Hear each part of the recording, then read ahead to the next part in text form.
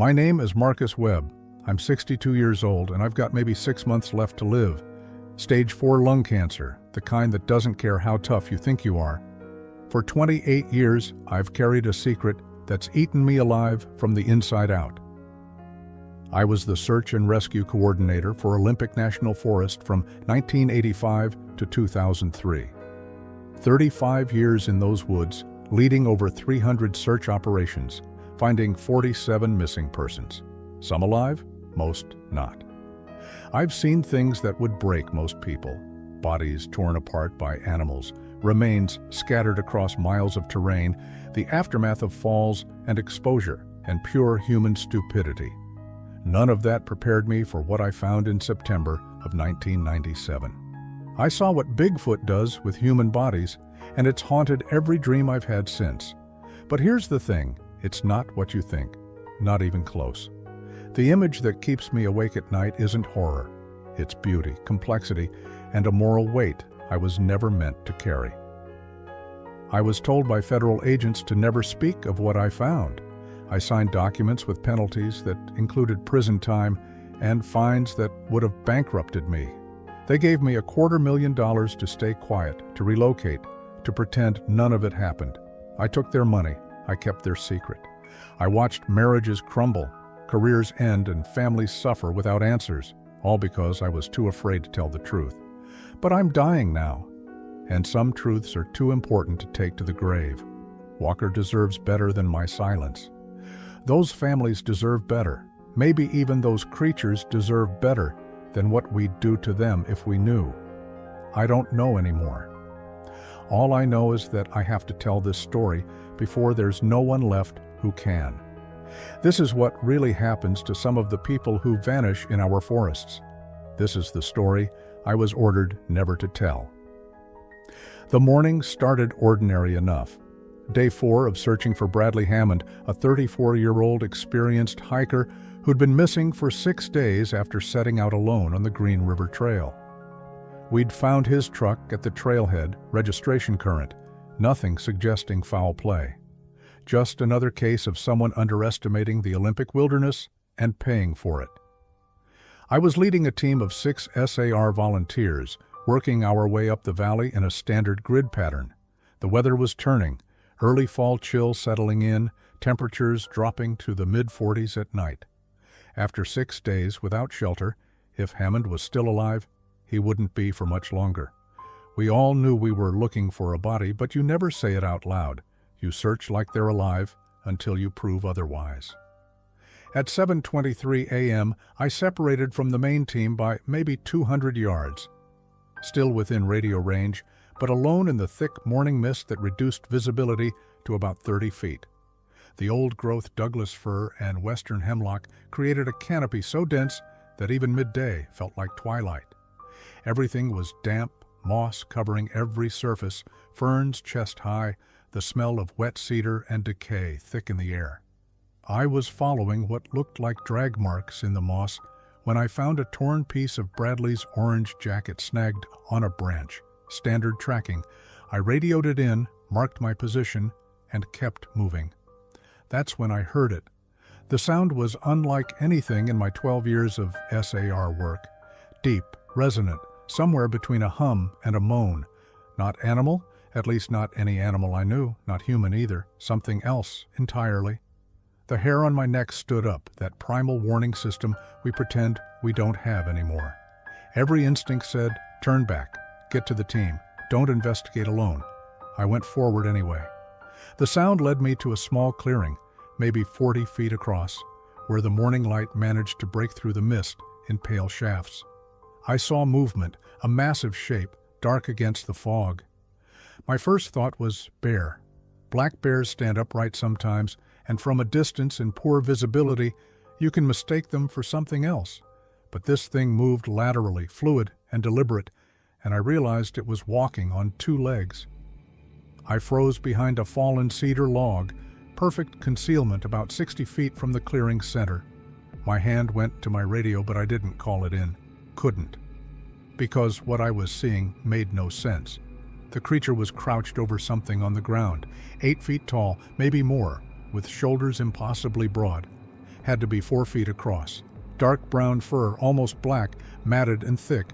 Arms too long, reaching past where its knees would be. The head was conical, no visible neck, and it was making that humming sound continuously, rhythmic and purposeful. And it was handling a human body. I could see the orange jacket, the hiking boots, Bradley Hammond's remains laid out on the forest floor. The creature was moving him, arranging him, and my first coherent thought was, "Oh God, it's feeding. It's going to eat him." My stomach lurched. I wanted to run, wanted to scream into the radio, wanted to be anywhere but there. But I couldn't move, frozen like prey, watching something that shouldn't exist do something horrifying to a man I'd been searching for. Except it wasn't feeding. The movements were gentle, deliberate. The creature was straightening Bradley's limbs, positioning him carefully. It picked up his arms and laid them across his chest. It straightened his legs, adjusted his head.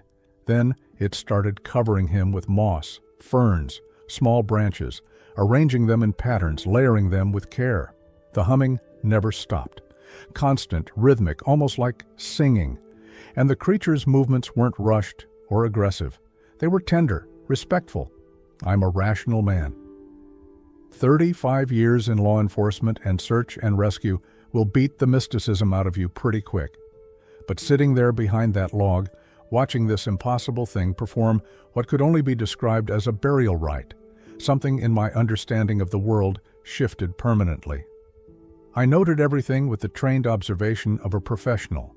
Height, approximately 8 feet 2 inches based on visual comparison to surrounding trees. Weight estimate, 650 to 750 pounds based on the depth of its footprints in the soft ground. The prints were clearly visible, 17 inches long, 8 inches wide at the ball, 5 distinct toes, pronounced arch. Hands enormous, could have palmed a basketball easily. I caught a glimpse of its face in profile. Heavy brow ridge, flat nose, no visible ears. But it was the eyes that captured me when it turned slightly. Amber gold, catching the weak morning light. Very human-like in their expressiveness, intelligent, aware, focused. Then it stopped humming. The creature's head turned slowly toward my position. I stopped breathing. We made eye contact across those 60 feet, and I saw something in those eyes that terrified me more than the creature's size or strength ever could. Recognition, intelligence, and something that looked almost like embarrassment, like being caught in an intimate moment by an unwelcome witness. It looked at me, looked at Bradley's partially covered body, looked back at me. The expression was clear. "You're not supposed to see this." It stood slowly to its full height. Absolutely massive, broad enough to block out the pale light behind it. My hand was on the radio, but I couldn't make myself move. Every instinct screamed that I was about to die, that this thing would charge, that I'd be found in pieces like so many victims of bear attacks. But it didn't charge. It made a different sound, lower, questioning, almost curious. Took one step toward me, and the ground shook slightly under its weight. I flinched, and it stopped immediately. We stared at each other for what felt like hours, but was probably 30 seconds. Then it looked back at Bradley one more time, made a soft huffing sound, gentle and final, turned and walked away into the forest. Despite its size, it moved silently, just melted into the trees and mist like it had never been there at all. I stayed frozen for 5 full minutes after it left. When I finally moved, my legs were shaking so badly I had to brace against the log. I approached Bradley's body carefully, half expecting the creature to come charging back. Bradley Hammond, deceased, probably 4 or 5 days based on decomposition. Cause of death looked like exposure and trauma from a fall. There was an old injury to his leg, poorly wrapped with strips of his shirt. He'd tried to save himself, gotten lost, succumbed to hypothermia, but he'd been arranged peacefully. Hands folded on his chest, legs straight, face cleaned of dirt and blood. Partially covered with natural materials in a pattern that seemed deliberate, almost ceremonial. The position was respectful, dignified, more so than some corpses I'd seen in funeral homes. I examined the scene carefully, found massive footprints everywhere, pressed deep into the moss and soft earth. signs of similar arrangements nearby, other disturbed areas with patterns in the vegetation that I'd never have noticed if I hadn't just witnessed what I'd witnessed. The realization hit me like a physical blow. This isn't the first time. This has happened before, maybe many times. I stood there for 10 minutes, mind racing through possibilities.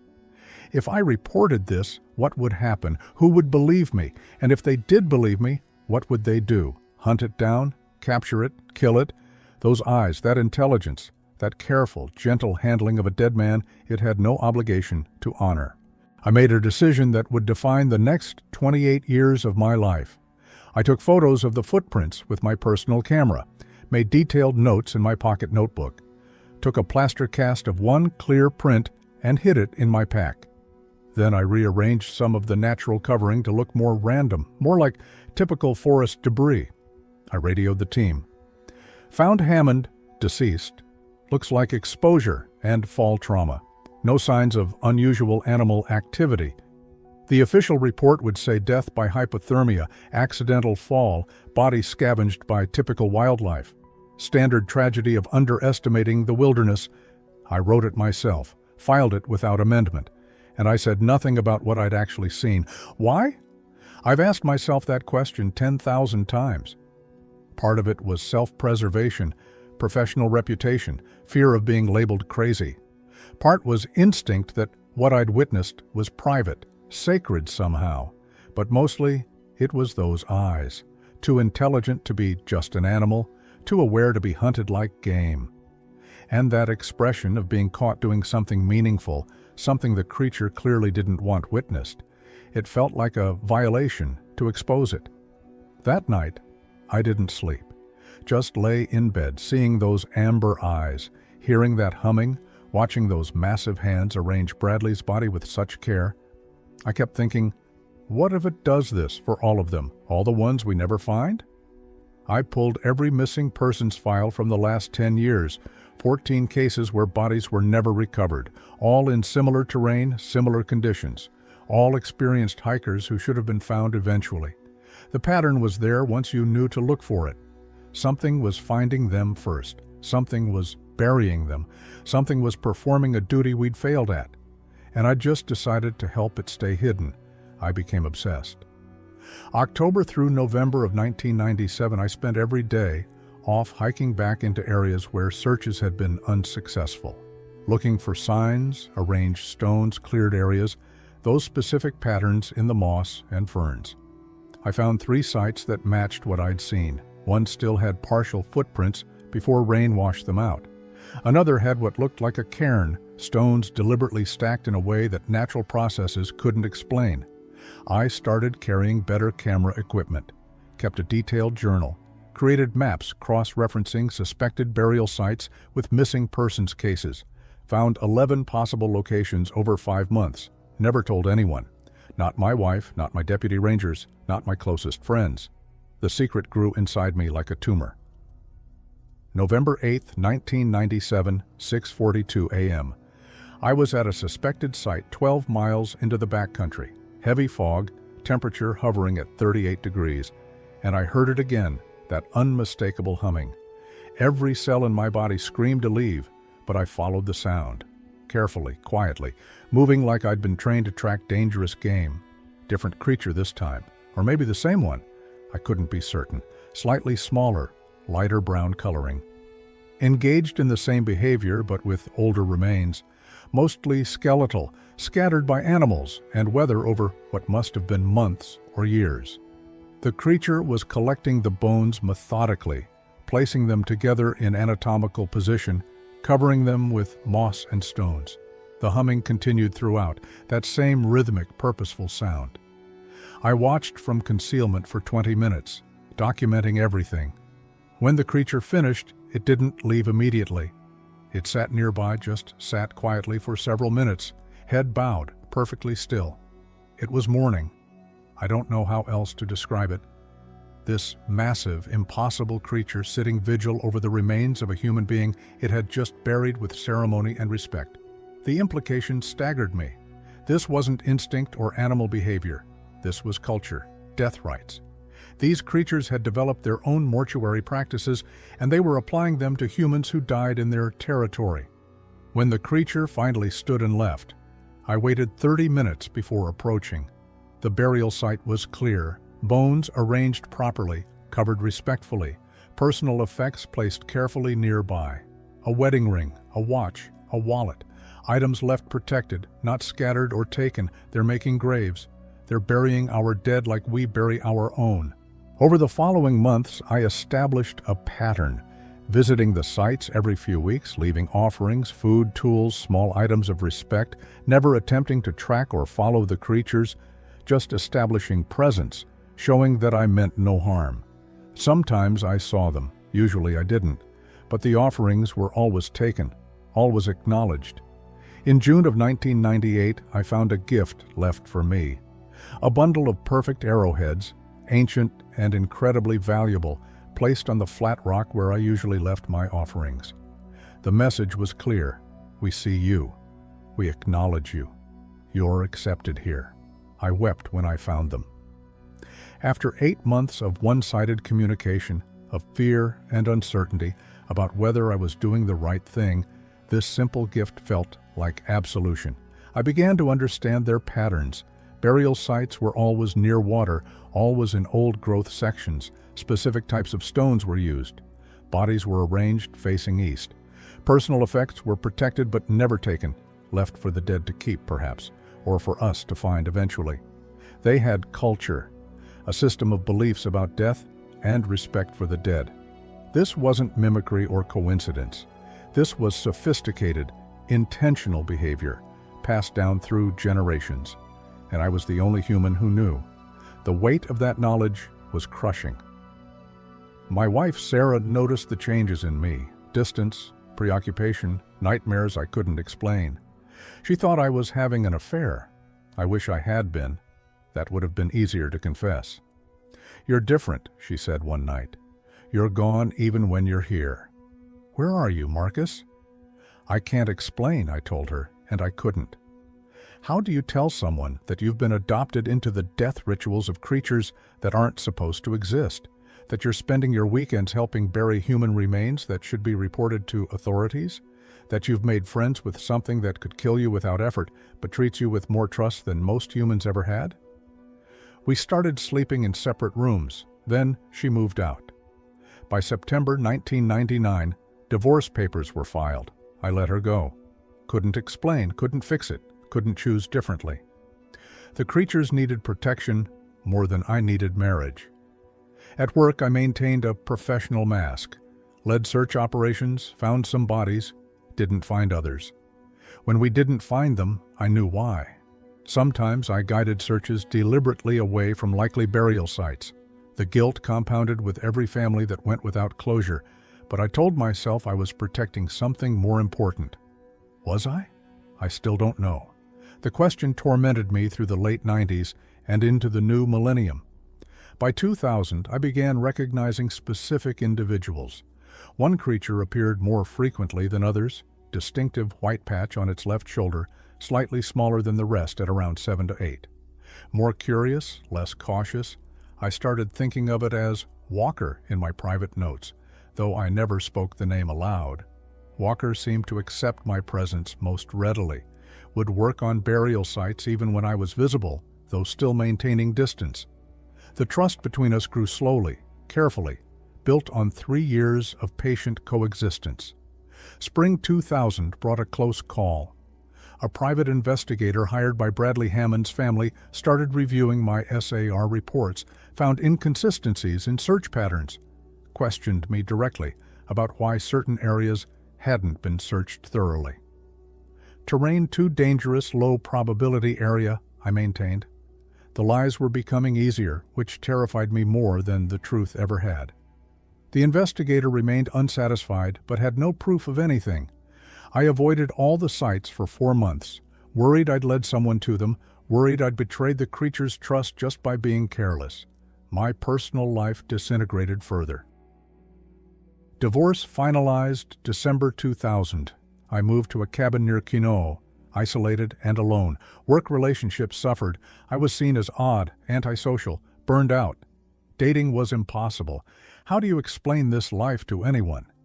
The only meaningful relationship I had was with creatures most people didn't believe existed, and I couldn't tell anyone about it without destroying them. Fall 2002 changed everything again. I witnessed 3 individuals together, massive adult male, perhaps 9 feet tall, female around 8 feet, and a juvenile, maybe 6 feet. They were working together on a burial site, and I realized I was watching something profound. They were teaching. The adults demonstrated the process, how to arrange the body, what materials to use, the patterns to create. The young one watched, then participated under guidance. They were passing down knowledge, culture, tradition from one generation to the next. I used a telephoto lens from 100 yards away, got photos that were blurry but clear enough for my records, never shared them, kept them in a locked safe along with all my other documentation, evidence I couldn't use without betraying everything. Winter 2003 brought a breakthrough. I'd been leaving notes at the primary site, simple drawings, symbols. This time I left a question, a drawn figure of a person, a question mark above it, asking why they did this, why they cared about our dead. 2 weeks later, I found a response, a drawing made with charcoal on a flat piece of bark, stick figures standing over a prone figure, hearts drawn above them. The message couldn't have been clearer, because we care, because it matters. I sat in the snow and cried for an hour, communication, understanding, proof of everything I'd believed about their intelligence and emotional complexity, and proof that I could never share this with anyone who might harm them. By 2003, the guilt was eating me alive. Another missing hiker, Jessica Chen, 29 years old. Massive search operation, media coverage, her family pleading on television for any information. I knew the creatures would find her body if she died of natural causes, knew they'd bury her with respect and dignity, but her family would never have closure. For the first time, I wanted to tell, wanted them to know she wouldn't be alone in the forest, that something would honor her remains. But telling one family meant telling everyone, meant exposing the creatures to a world that would never understand them. I stayed silent, led the search professionally. We found nothing. Jessica Chen remained on the missing persons list. Her mother's face on television, begging for answers, haunted me for years. Spring 2004 brought federal interest, a wildlife biologist investigating unusual animal behavior patterns in the Olympic Peninsula, reports of structures, footprints, strange vocalizations. I was assigned to assist him, which would have been funny if it hadn't been terrifying. I spent 3 weeks actively sabotaging the investigation, misdirecting, offering alternative explanations, accidentally destroying potential evidence. The biologist concluded nothing anomalous found and moved on to other projects. I'd betrayed my profession, my oath, everything I'd been trained to uphold. For what? To protect creatures that most people thought were myths? Creatures that would probably be better off if humans knew about them and established protections? The uncertainty was corrosive. My health declined. High blood pressure, insomnia, anxiety attacks. Started smoking again after 10 years, quit. Drinking more than I should. My doctor warned me about heart attack risks, told me to slow down. I couldn't slow down. The creatures needed me, or at least I'd convinced myself they did. Who else would protect their sites? Who else would maintain the secret that kept them safe? Summer 2005, I found something extraordinary at the main site. A carved wooden figure about 8 inches tall, detailed and beautiful, humanoid in shape with careful attention to proportions and features, left specifically for me on my usual offering rock. They'd made art. For me. This wasn't just tool use or mimicry. This was creative expression, cultural production, a gift given with intention and meaning. I held that carving and understood. They're not animals, not by any meaningful definition. They're people. Different from us, yes, but people nonetheless, with culture and art and emotional lives and traditions that deserve respect. That carving became my most precious possession. I keep it with me now, here at the end. When I'm gone, I hope it ends up in a museum somewhere, proof of what I'm saying, proof that they exist, that they're intelligent, that they deserve protection. Walker aged visibly over the years, gray appearing around his face and shoulders, movement slightly slower, though still strong. I was aging too, joints stiffening, stamina decreasing, the early signs of the cancer I didn't know I had yet. We were growing old together, two beings from different species, bound by this strange duty we shared. I sometimes wondered if he thought about mortality, about who would tend these sites after he was gone, whether he worried about his people surviving in a world increasingly dominated by humans.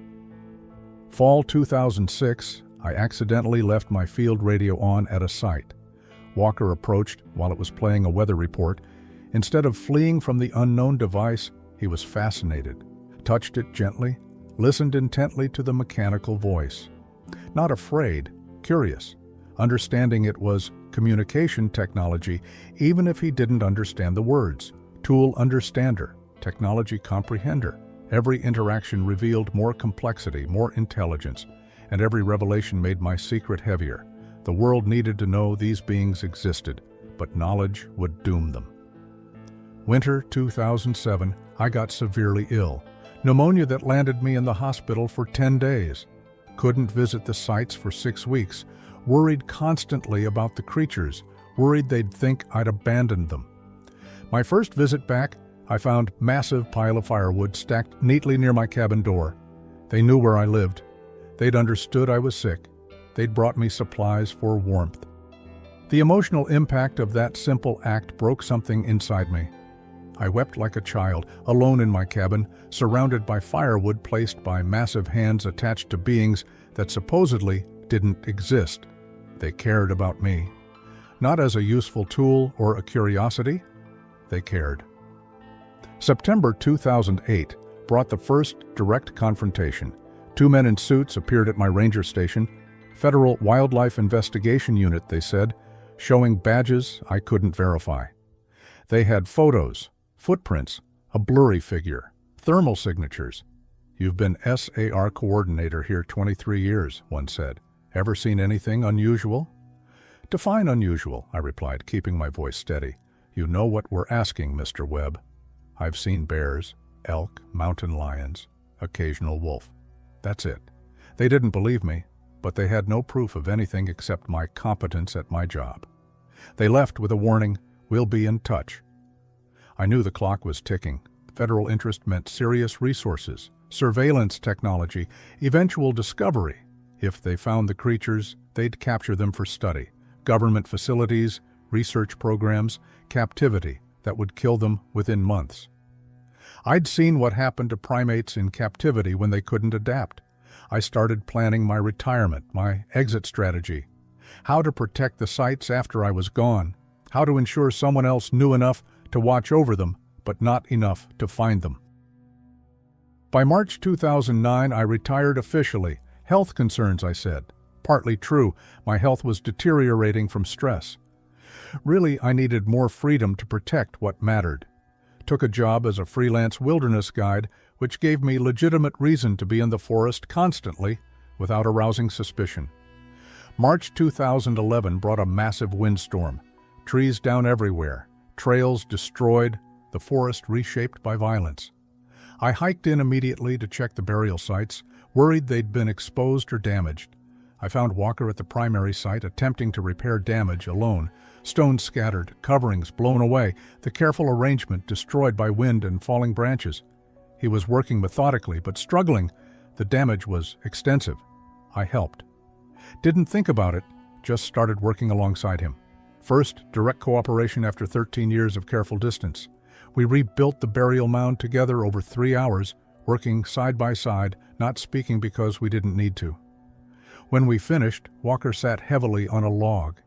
I sat nearby, closer than I'd ever been, maybe 15 feet. He made sounds that weren't threatening, almost conversational. I talked back, my own words meaningless, but the tone saying everything. I know. It's hard work, but it matters.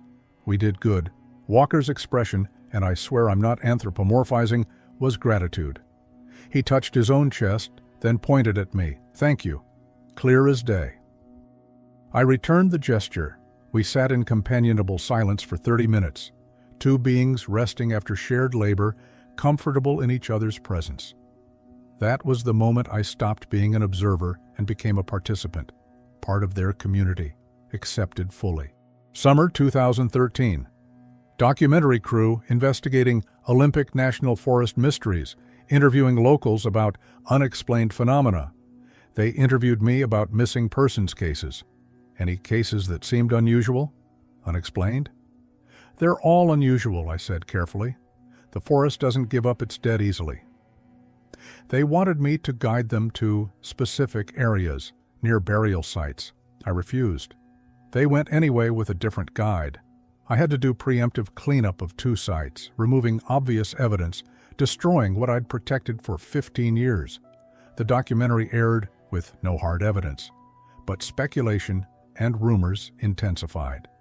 Pressure building from all sides. 2014 brought the federal agents back, same ones from 2008, 6 years older, still hunting. Mr. Webb, there's a pattern.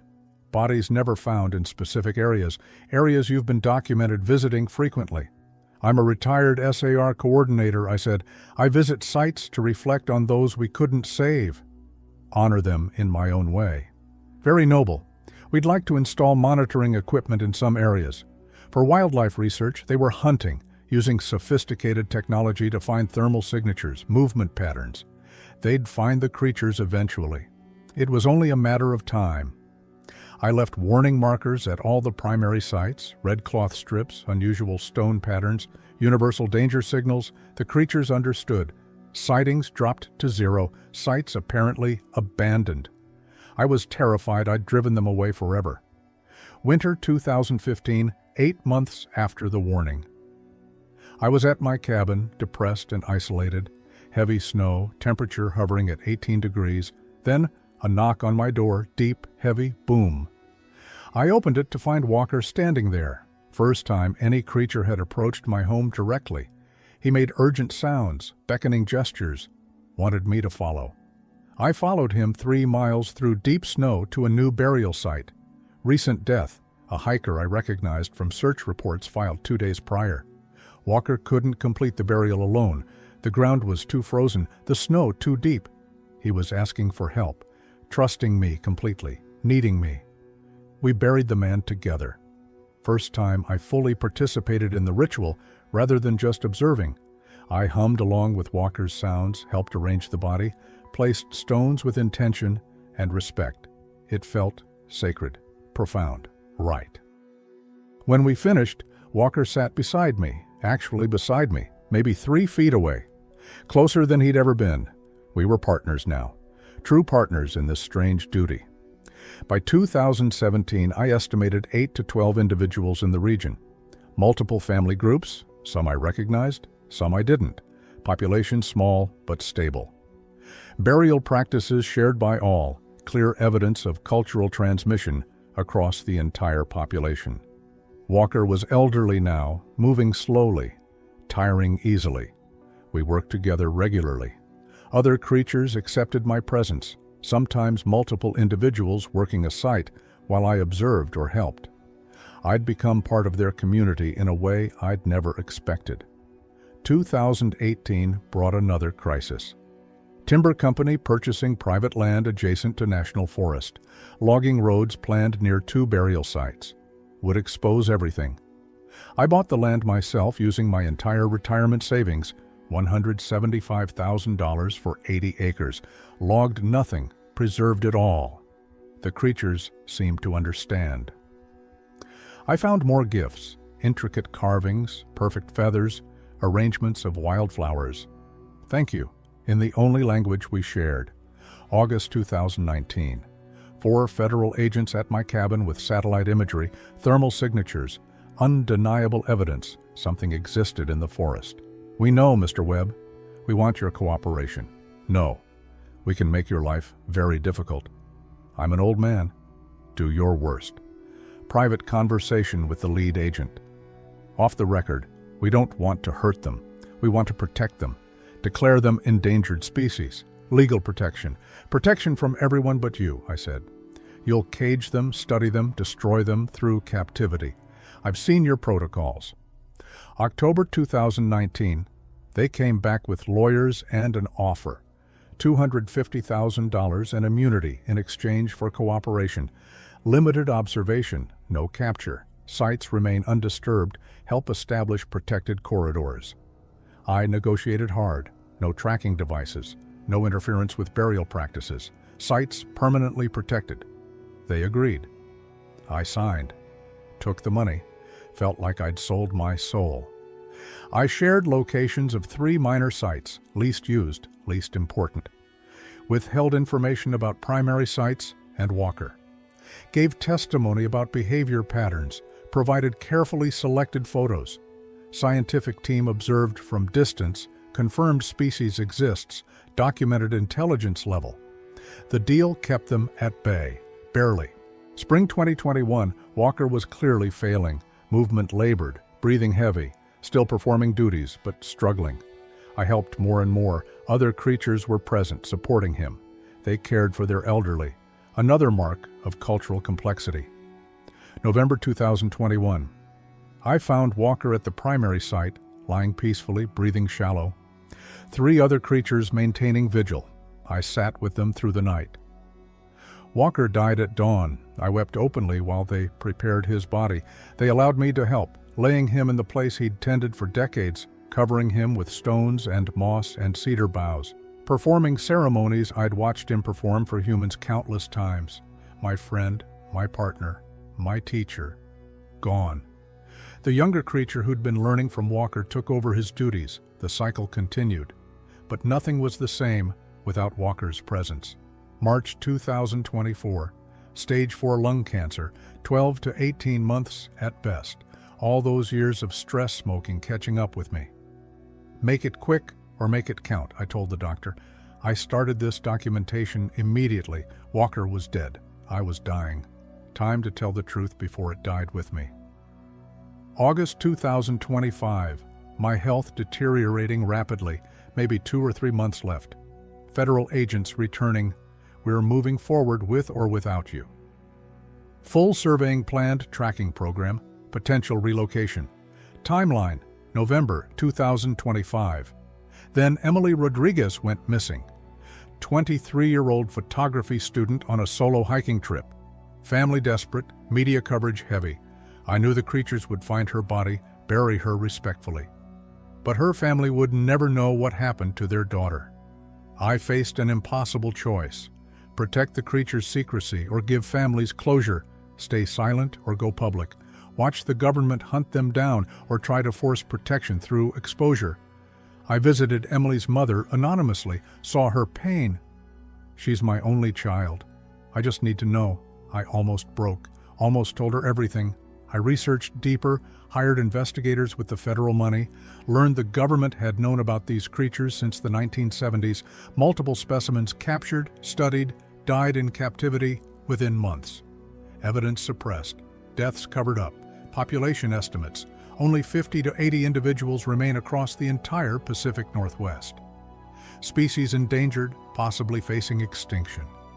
If they captured more, it would be over. The species would die out. I sat at Walker's grave in September, medication making me hallucinate, or maybe not. I saw him standing there, gesturing. Tell them, it's time. They'll hunt you. They hunt us already. At least give them reason to stop.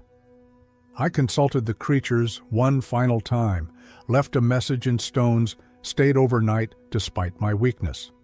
2 creatures appeared, Walker's successor and an elder female. I spoke aloud. The government is coming. I can't stop them, but I can tell the world the truth about you, maybe protect you. The elder female approached closer than ever before, touched my shoulder gently, made mournful but accepting sounds. I took that as permission.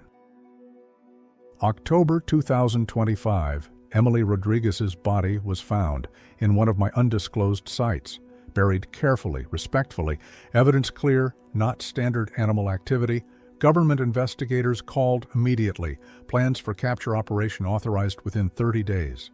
I made my decision, document everything, contact Sarah Chen, a National Geographic journalist I trusted. Show her everything, photos, journals, GPS coordinates, Emily Rodriguez site data.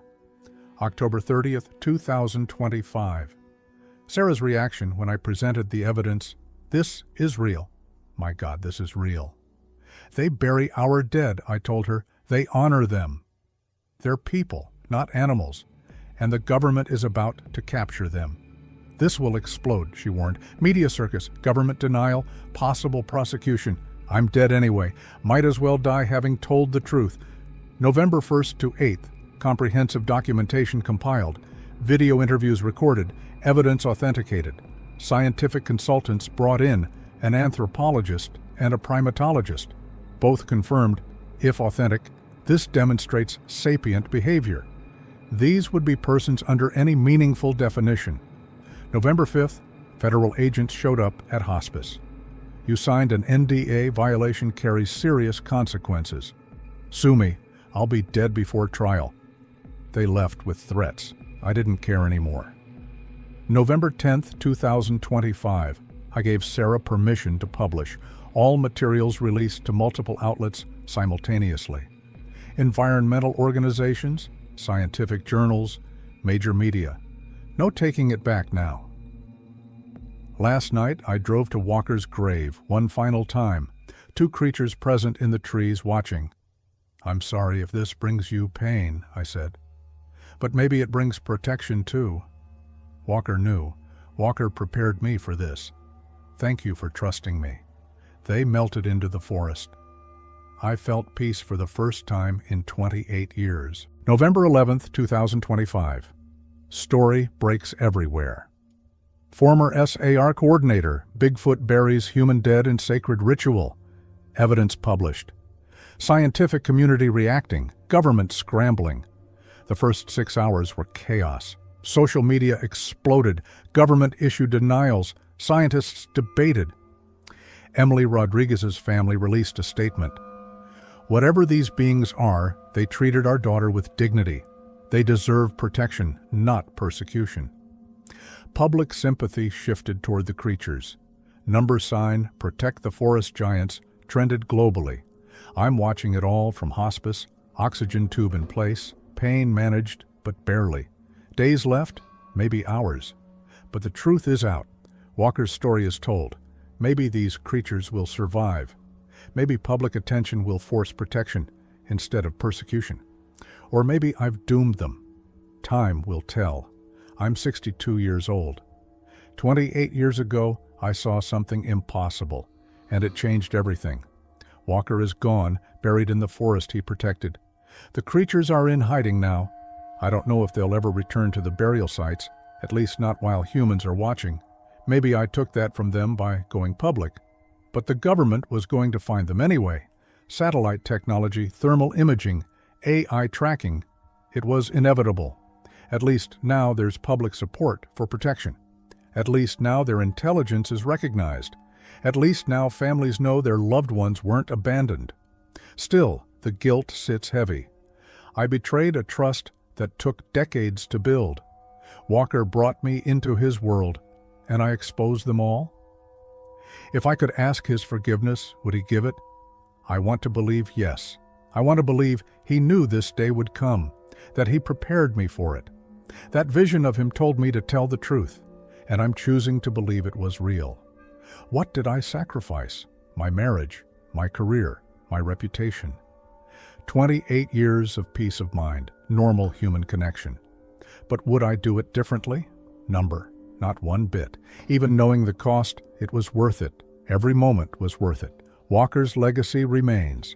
His people remain. 50, maybe 80 individuals, a species on the knife's edge. My testimony might push them toward survival or extinction. History will judge. But somewhere in the deep forest, creatures are still performing burial rites for their dead. Maybe someday they'll do it for humans again. Maybe they'll remember that once a human protected them. Maybe that's my legacy. Here's what I learned. Intelligence isn't unique to humans. Neither is culture, compassion, or respect for the dead. We're not special in the ways we think we are. What makes us human isn't our brain size or technology. It's what we choose to do with our power. Protect the vulnerable or exploit them. Honor what's sacred or commodify it. The creatures showed me more humanity than most humans ever have. They treated our dead with gentleness and dignity, asked nothing in return, did it because it was right. If we can't protect them, we don't deserve to call ourselves intelligent. That's the message. That's what Walker taught me across 28 years of shared silence, shared work, shared respect. We're all just trying to honor our dead and care for our living.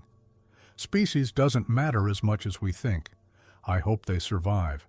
I hope 50 years from now they're still out there. I hope Emily Rodriguez's mother finds peace. I hope Walker's descendants remember him as I do, patient teacher, gentle giant, devoted custodian of the dead. Last week, against medical advice, I had them drive me to the primary site, Walker's grave. I sat there for an hour, oxygen tank hissing, body failing, and I heard it, that humming, that ritual sound. Maybe it was wind through the trees, maybe my dying brain giving me what I needed, or maybe one of them was there, watching, acknowledging, forgiving. I choose to believe the latter. My name is Marcus Webb. I'm 62 years old. I've spent 28 years keeping a secret and 3 weeks living with the consequences of revealing it. Walker is gone. I'm dying, but the truth remains. To Walker, wherever you are, thank you. I'm sorry. I hope I did right by you. To his people, survive. Please survive. You're more important than you know. To anyone reading this, protect them. Not for what they can teach us, protect them because they bury our dead with more dignity than we bury our own. Because that's reason enough. Marcus Webb died December 3rd, 2025 at 4:47 a.m. His last words, I see him. Walker, he's here. It's okay. The creatures remain in the forest. The debate continues. The outcome is unknown. The story is told.